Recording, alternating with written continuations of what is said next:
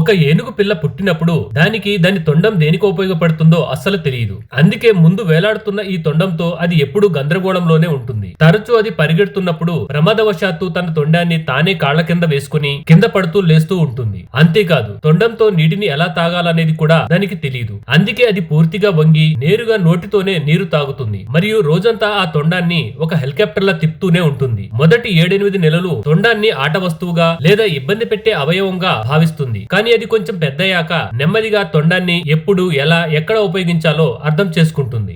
ఏనుగు పాలు పితకడం మీరెప్పుడైనా చూసారా? ఇది మొదటిసారి చూసినప్పుడు చాలా మందికి కాస్త క్రూరంగా అనిపించవచ్చు. ఒక తల్లి ఏనుగును జనాలు ఇబ్బంది పెడుతున్నారు కదా అని. కానీ దీని వెనుక ఉన్న అసలు కారణం తెలిస్తే మీ మనసు చెలించిపోతుంది. కొన్నిసార్లు చిన్న ఏనుగు పిల్లలు పుట్టిన వెంటనే తమ తల్లిని కోల్పోతూ ఉంటాయి. అలాంటి పిల్లలు తల్లిపాలు లేకపోతే బ్రతకడం కష్టం. అందుకే కొన్ని జంతు సంరక్షణ కేంద్రాల్లో కేర్ టేకర్లు ఆరోగ్యంగా ఉన్న వేరే తల్లి ఏనుగు నుండి కొద్దిగా పాలు సేకరిస్తారు. ఆ తర్వాత అవే పాలను పెద్ద పెద్ద బాటిల్స్ లో నింపి అనాథ ఏనుగు పిల్లలకు తాగిస్తారు. దీనివల్ల తమ తల్లి పాలు తాగుతున్న ఫీలింగ్ వాటికి కలుగుతుంది. తద్వారా ఆ చిన్న ప్రాణాలు నిలబడతాయి. అడవి ఏనుగు తొండంలో ఇటువంటి కర్ర ముక్కలు ఎందుకు ఉంచుతారో ఎప్పుడైనా ఆలోచించారా? ఏనుగు ఎప్పుడైనా అనారోగ్యంతో ఉన్నా లేదా గాయపడినా వైద్యులు మొదట దానికి మత్తుమంది ఇచ్చి ఆ తర్వాత చికిత్స ప్రారంభిస్తారు. అయితే ఏనుగు మత్తులోకి వెళ్లి నేలపై పడిపోయినప్పుడు పెద్ద సమస్య వస్తుంది. ఎందుకంటే ఏనుగు కేవలం ఈ తొండం ద్వారానే శ్వాస తీసుకుంటుంది. అలా మత్తులో ఉన్నప్పుడు దాని తొండం నేలపై పడినప్పుడు నొక్కబడిన లేదా లోపల నుండి మూసుకుపోయిన ఏనుగుకు ఊపిరాడక చనిపోయే ప్రమాదం ఉంది. అందుకే వైద్యులు ఏం చేస్తారంటే తొండం లోపల కర్ర ముక్కలు లేదా ప్రత్యేకంగా రూపొందించిన ట్యూబులను ఉంచుతారు. దీనివల్ల గాలి మార్గం తెరిచి ఉండి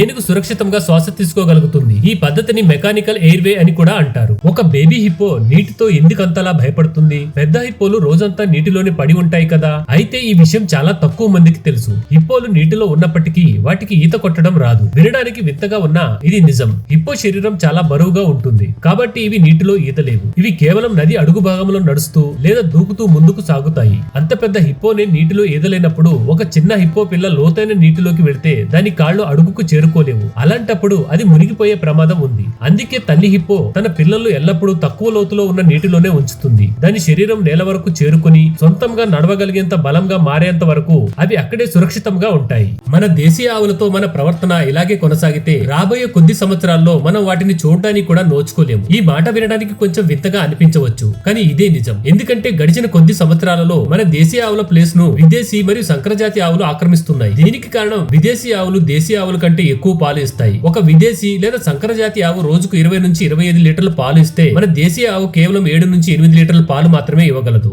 అయితే ఇక్కడ ఎక్కువ పాలు ఇస్తున్నాయి అంటే అవి ఆరోగ్యకరమైన పాలు అని అర్థం కాదు. మన దేశీయ ఆవు పాలలో A2 ప్రోటీన్ ఉంటుంది. ఇది మన ఆరోగ్యానికి మరియు రోగనిరోధక వ్యవస్థకు చాలా ప్రయోజనం. అయితే విదేశీ మరియు సంకరజాతి ఆవు పాలలో A1 ప్రోటీన్ ఉంటుంది. అనేక పరిశోధనల ప్రకారం ఇది జీర్ణక్రియకు హానికరం అని పరిగణించబడింది. కానీ పాల వ్యాపారులకు కేవలం డబ్బు మాత్రమే కావాలి. అందుకే దేశీయ ఆవుల ప్లేస్ లో విదేశీ మరియు సంకరజాతి ఆవులతో భర్తీ చేస్తున్నారు. ఈ కారణంగానే మన దేశీయ ఆవులు క్రమంగా తగ్గిపోతున్నాయి.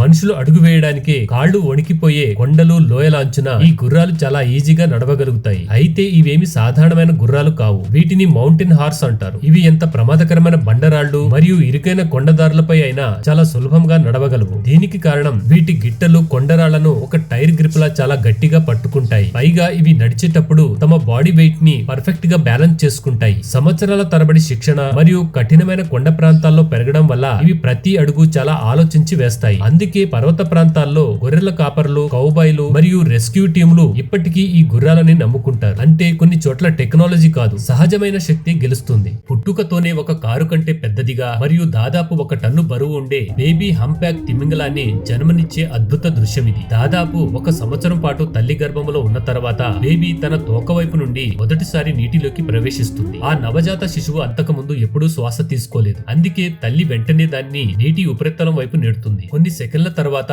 అలలు దాని శరీరాన్ని తాకుతుండగా ఆ బేబీ తన మొదటి శ్వాసను తీసుకుంటుంది. అయితే ఆ బేబీ అంత పెద్ద పరిమాణం ఉన్నప్పటికీ అది ఒంటరిగా బతకలేదు. అందుకే తల్లి నిరంతరం దాని పక్కనే ఉంటూ ప్రవాహాల గుండా దానికి దారి చూపిస్తూ ఈదడానికి సహాయం చేస్తుంది. బిడ్డ తనతో పాటు వచ్చేలా తల్లి వేగాన్ని కూడా తగ్గించుకుంటుంది. కొవ్వు అధికంగా ఉండే తల్లి పాలను తాగుతూ ఈ బేబీ హంప్యాక్ చాలా వేగముగా పెరుగుతుంది.